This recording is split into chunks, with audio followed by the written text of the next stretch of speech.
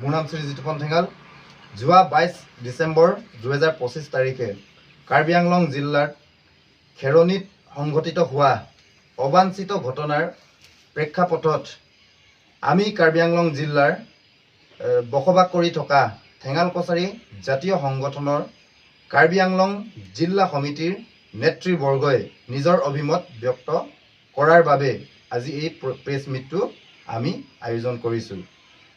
ঘটনাটোৰ গভীৰতাত সোমালে দেখা যায় যে ঘটনাটোৰ লগত খিলঞ্জীয়া ভূমিপুত্ৰৰ অস্তিত্ব ৰক্ষাৰ বিষয়টো অন্তৰ্নিহিত হৈ আছে। গতিকে ভূমিপুত্ৰ হিচাপে আমি ঠেঙাল কছাৰী সংগঠনৰ নেতৃবৰ্গই খিলঞ্জীয়া কাৰ্বি ভূমিপুত্ৰৰ যি অস্তিত্ব সংকটৰ সৃষ্টি হৈছে তাৰ ওপৰত আমি গভীৰ উদ্বেগ বা দুখ প্ৰকাশ কৰোঁ। গতিকে আমি কাৰ্বি আংলং জিলাৰ ঠেঙাল কছাৰী সংগঠনৰ তৰফৰ পৰা অসম চৰকাৰ তথা কাৰ্বি আংলং জিলাৰ স্বায়ত্তশাসিত পৰিষদৰ নেতৃবৰ্গক কাৰ্বি ভূমিপুত্ৰৰ যি অধিকাৰ তাক সুনিশ্চিত বা ৰক্ষা কৰাৰ বাবে আমি আহ্বান জনাওঁ।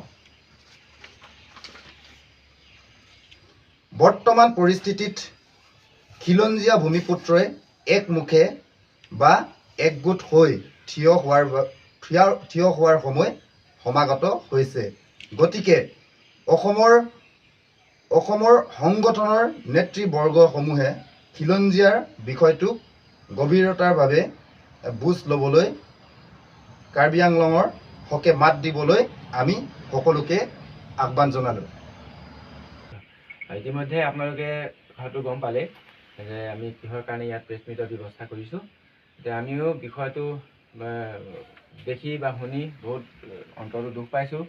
যিহেতু আমাৰ খিলঞ্জীয়া ভূমিপুত্ৰ যদি এই অৱস্থা হয়, নিজৰ জেগাতেই এতিয়া আমি আলহী নিচিনা অৱস্থাৰ সৃষ্টি হৈছেগৈ। গতিকে এইটো এটা উদ্বেগজনক বিষয়। এতিয়া অকল কাৰ্বি ভূমিপুত্ৰই নহয়, অসমীয়া জাতিটোৰ প্ৰতিয়ে এটা সংকটৰ সৃষ্টি হৈছে, এটা ভাবুকি আহিছে। আপোনালোকে দেখিছে কি ধৰণে অসমীয়া জনগাঁথনিবোৰ সলনি হ'বলৈ ধৰিছে।